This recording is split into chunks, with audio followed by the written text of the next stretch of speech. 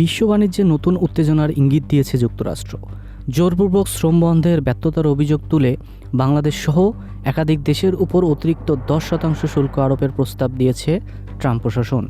এই পদক্ষেপ বাস্তবায়িত হলে বৈশ্বিক সরবরাহ শৃঙ্খল, আন্তর্জাতিক বাণিজ্য এবং রপ্তানি বাজারে নতুন চাপ সৃষ্টি হতে পারে বলে মনে করছেন বিশ্লেষকরা।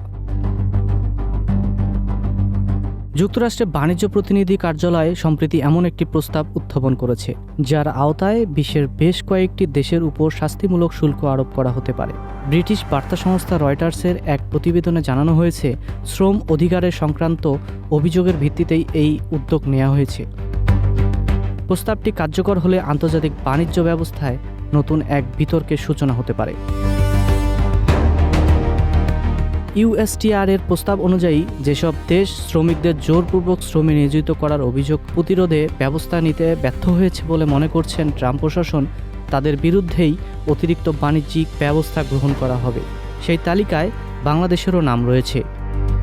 প্রস্তাবিত ব্যবস্থার আওতায় বাংলাদেশি পণ্যের উপর অতিরিক্ত 10% শুল্ক আরোপের সুপারিশ করা হয়েছে।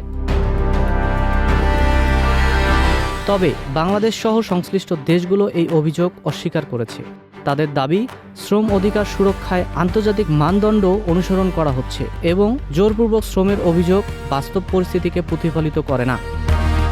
সংশ্লিষ্ট দেশগুলোর মতে এমন শুল্ক আরোপের বৈশ্বিক বাণিজ্য অপ্রয়োজনীয় উত্তেজনা সৃষ্টি করতে পারে। রয়টার্স জানিয়েছে, মার্কিন বাণিজ্য আইনের 301 ধারার আওতায় এই প্রস্তাব উত্থাপন করা হয়েছে। এই ধারার মাধ্যমে যুক্তরাষ্ট্র অতীতে বিভিন্ন দেশের বিরুদ্ধে বাণিজ্যিক ব্যবস্থা গ্রহণ করেছে। বিশ্লেষকদের মতে এটি মূলত প্রেসিডেন্ট ডোনাল্ড ট্রাম্পের দীর্ঘদিনের আমেরিকা ফার্স্ট বাণিজ্য নীতির একটি ধারাবাহিক অংশ। নতুন আইনি কাঠামো ব্যবহার করে পুরনো শুল্ক নীতিকে পুনর্জীবিত করার চেষ্টা হচ্ছে বলেও অনেকেই মনে করছেন।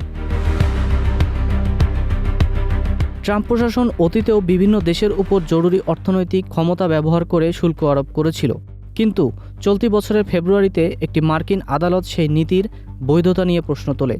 আদালত রায় দেয়, 1977 সালে জরুরি অর্থনৈতিক ক্ষমতার আইন ব্যবহার করে নির্বিচারে শুল্ক আরোপ করা যায় না। এই রায় ট্রাম্প প্রশাসনের বাণিজ্যিক নীতির উপর একটি বড় ধাক্কা হিসেবে বিবেচিত হয়েছে।